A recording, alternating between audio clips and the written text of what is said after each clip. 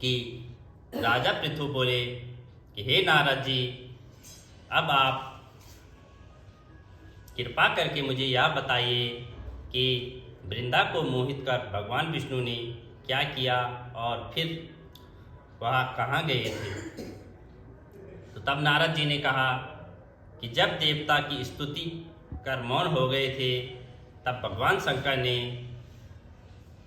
सब देवताओं को प्रसन्न होकर कहा कि हे ब्रह्मा आदि देवताओं, जलंधर तो मेरा ही अंश था, मैंने उसे तुम्हारे लिए ही मारा था, किंतु यह मेरी संसारिकता लीला थी। फिर भी आप लोग यह सत्य कहिए कि इसमें आप सुखी हुए या नहीं। तो तब ब्रह्मा जी आदि देवताओं ने नेत्र हर्ष से खिल उठे और उन्होंने शिव जी को प्रणाम करके विष्णु जी का वह वृत्तांत कहा सुनाया, जो उन्होंने बड़े प्रयत्न से वृंदा को मोहित किया था। तब वह अग्नि में प्रवेश कर परंपरागत प्राप्त हुए और देवताओं ने यह कहा कि तभी से वृंदा की सुंदरता पर मोहित हुए। विष्णु उनकी चिंता की राख लपेट कर इधर उधर घूमते रहे। अतः आप ही उन्हें समझाइए, क्योंकि यह प्रकृति सदा चराचर आपके अधीन है। और देवताओं से यह वृत्तांत सुनकर शंकर जी ने उन्हें अपनी दुस्तर माया समझाई और कहा कि सारा जगत उसी के ही अधीन है, उसी से मोहित विष्णु भी काम के वश में हो गए हैं। परंतु महादेवी विष्णु भी और उमा त्रिदेवी की जननी सबसे परे है।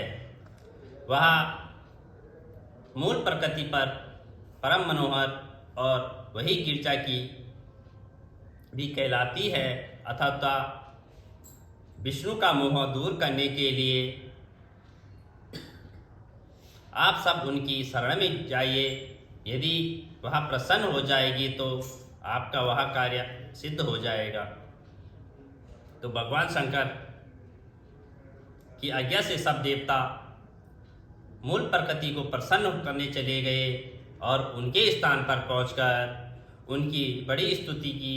तब आकाशवाणी हुई कि हे देवताओं, मैंने 3 प्रकार से 3 गणों से पृथक होकर स्थित होती हूँ, और सत्य गण से गौरी, रजोगुण से ज्योति रूप, अतः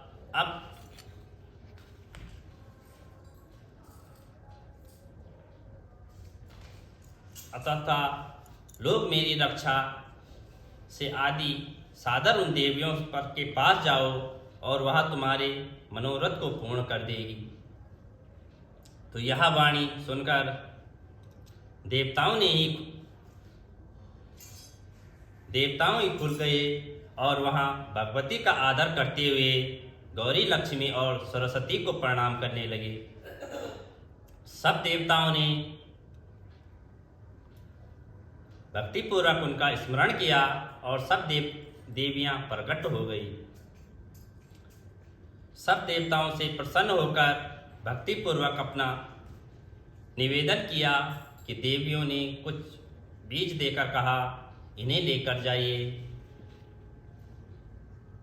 तुम्हारे सब कार्य सिद्ध हो जाएंगे।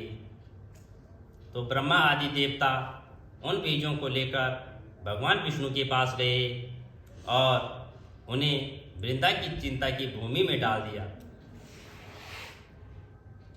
उससे धात्री, मालती और तुलसी प्रकट हुई और भगवान विष्णु ने ज्यों ही उन स्त्री के रूप वाली वनस्पतियों को देखा, वह उठ बैठे और कमासक्त चित्त से मोहित से उन्हें याचना करने लगे। धात्री और तुलसी ने उनसे प्रीति की कि विष्णु जी सारा दुख भूलकर देवताओं से नमस्कृत होकर अपने लोक में चले गए और वह पूर्वत सुखी होकर भगवान शंकर का स्मरण करने लगे। और यह आख्यान शिव जी की भक्ति देने वाला है। बोल विष्णु नारायण भगवान।